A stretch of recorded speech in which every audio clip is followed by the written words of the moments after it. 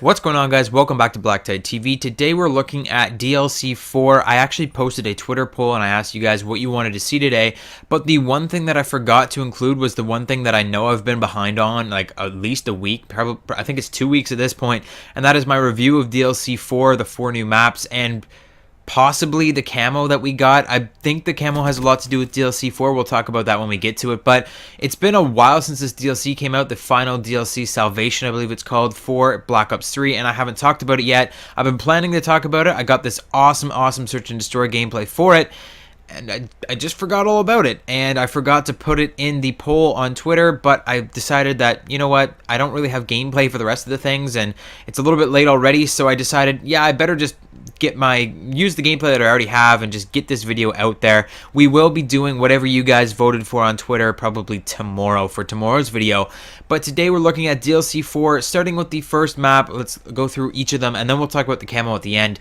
So Citadel is, in the game's own description, an ancient towering castle, once a seat of power, now sits broken and abandoned. The last trespassers didn't make it out alive. Maybe you'll have a better shot. This is a map that really reminds me of Zombies. It's just a very Zombies feeling map. It's dark, it's dreary, it's kind of very thematic. Like there's all these kind of crazy things that you'll find in this map. Very cool kind of little Easter eggs, I guess you could call them. Just like weird snake sculptures, and kind of you can make up a story for this map. These are the maps that I kind of like, where you can really make up a story for them. Like you can think, okay, what's going on here? Why there's like the siege tower and it's coming up to this castle, like what happened here?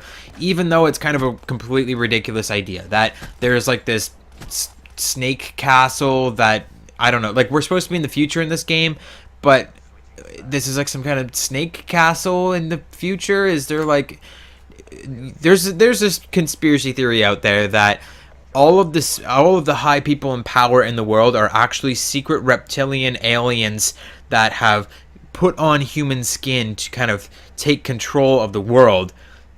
Have they been outed in the future? Is that what this is? Like, is that why they're praying to the snake gods or something? I don't know. It's a really weird map, but it's really cool. It's got a really cool kind of vibe to it, and I really like this map. It's pretty good for search and destroy. There's a lot of little sniper holes and stuff that you can get into, so you can sneak up on your enemies and stuff. It's a pretty cool map. They did have a lot of really nifty kind of wall breaches and glitches and stuff on this, but they've patched them very quickly, which makes it kind of sad. I don't know if any, I don't know, we knew like 3 or 4 of the really cool like the really cool spots that you could get on this map at the beginning of the game when it first came out, and now they've taken them all out and ruined all of our fun. It's still a pretty good map though. The second map that we're moving on to here is Micro. What's better than a barbecue on a hot summer day? A miniaturized war zone that takes place on a well-stocked family picnic table. That's what. This map is so stupid, I gotta say. It's got some really cool kind of gameplay elements to it. There's a spot right in the middle, right where B-Dom is, and right where one of the bombs in Search and Destroy is.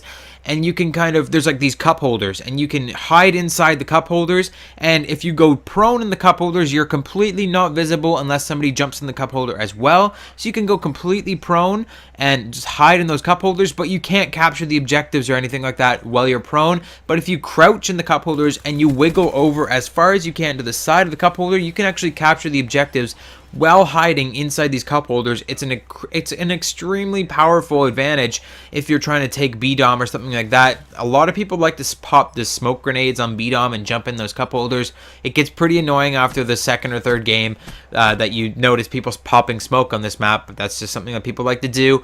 It's a pretty cool map, I guess. I just wish they had made it a little bit more serious. Like if they had made the cup holders and stuff like, I don't know, like trenches, or I don't know how they would work it into being an actual like real life situation. But Micro, like what are we, Ant-Man now? What happened? Like, is there a miniaturization gun in the future that made us go onto this map and get miniaturized to play on this map? It's just silly. There are bugs that fly around the map as kind of like they're kind of like your thing that every single map that they've come out with DLC, there's been like some kind of, I want to say, cinematic experience on these maps. Like there's something that happens in the background, or there's some noise that happens. Almost all of the noises drive me crazy, and it just drives me nuts. This map doesn't have a noise. It has bugs that fly around that can be very distracting. You've got flies that fly around, and there's ants that crawl up and down the walls and stuff. And as you're there, like say you, and the flies will actually fly down. Basically, this is how it happens. The flies will actually fly down and land in areas very close to you. So they'll like land on like a spot where somebody might head glitch. So then you can start shooting at them and then notice that it's just a fly and the fly will fly away. And then you've just given away your position, and it's like, well, fuck. It's just ridiculous. It's a really kind of silly map, which can be okay in the right circumstances, but in this circumstance, I don't care for this map at all. The next map that we have is the fan favorite Standoff, reimagined as a rough and tough Western themed town. Yeehaw, partner! And that would be the map Outlaw. Outlaw this is one of the best. This is probably the best map brought into Call of Duty Black Ops 3. This is my number one favorite DLC map from all of the DLC in this game. Great map choice to bring back. Standoff is no kidding. This is a fan favorite from Black Ops 2. Standoff was just like one of the most popular maps like of all time and probably all of Call of Duty history. It's just a really great map, and it plays just like Standoff. Apart from this freaking train that drives past the map every 2 minutes or something like that. It's annoying as hell. I want to kill myself every time this train drives by. It drives by and it's blowing its whistle. It literally drowns out every single sound on the map. It's ridiculous. This is what I say, where there's these thematic kind of cinematic things that happen on these maps, and they're no good at all. Like, this train drives by and it's terrible. It's like, oh my god, make it stop. But apart from that, it plays exactly like Standoff did back in Black Ops 2. It's a really fun map. You're gonna notice a lot of snipers on this map, and it's really fun to play Outlaw. It's one of my favorite maps. The tone of it's kind of a little bit weird, how it's like it's in a sunset kind of style, so it's kind of hard to see it in some areas and stuff, but you'll get over it. You'll get used to it as you play. The final map that we are on is the map that you're seeing in today's gameplay, which is Rupture, which is a remake of the map Outskirts. Classic Outskirts from World at War, reimagined as a high-tech facility designed to repair the Earth's atmosphere, take control of a security battle mech, the Manticore, and unleash destruction. So this is right out of World at War. In the original World at War map, there were tanks that you can take control of, and they're back. They're mech suits now, battle mechs, which are pretty cool. They actually work very well. Hardcore, they are unstoppable. If you get into a battle mech in hardcore, you win the game. Whoever gets into the battle mech first, he is going to get at least 50 kills in this game and like 1 death. Because battle mechs are unstoppable in hardcore. They are very, very powerful. That's why they're only in certain game modes. You're not going to find them in Search and Destroy. You're not going to find them in Hardpoint, I believe. But they're going to be in pretty much every other game mode. And honestly, they're a little bit overpowered. They're overpowered in hardcore, but in core they're pretty. I'd say they're pretty fair. They're very slow. They're hard to destroy. They're a little bit hard to destroy, and they don't do a whole ton of damage. But when you get into hardcore, it doesn't matter what kind of amount of damage you do. You're going to kill people instantly, anyways. So the Manticore security battle mechs are pretty cool. They're actually a nice little gameplay element that they teased in here. It's kind of like a little bit out of Titanfall, like taking a little bit of Titanfall's book. It's kind of taking a little bit of Battlefield's book with actually having vehicles in the games and stuff.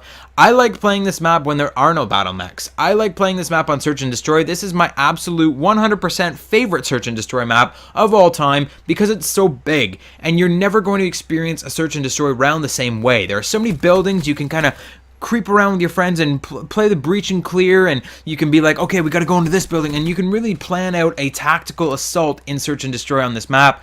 It's the coolest Search and Destroy map. If you haven't played this on Search and Destroy and it pops up as one of your options to vote for it, vote for this map. This is my absolute favorite Search and Destroy map. That's why you just saw a 14-0 Search and Destroy gameplay on Rupture in today's video.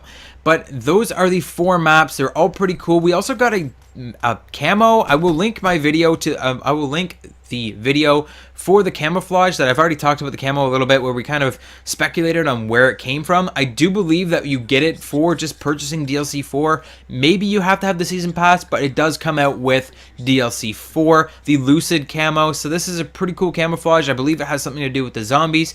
this has been my review of the 4 new multiplayer maps and the Lucid, well, not really the Lucid Cam, I just kind of touched on that. Go and check out that video if you want to know more about that, but this has been my little review of the 4 maps. It is a pretty cool DLC. It's probably one of the better DLCs that we got.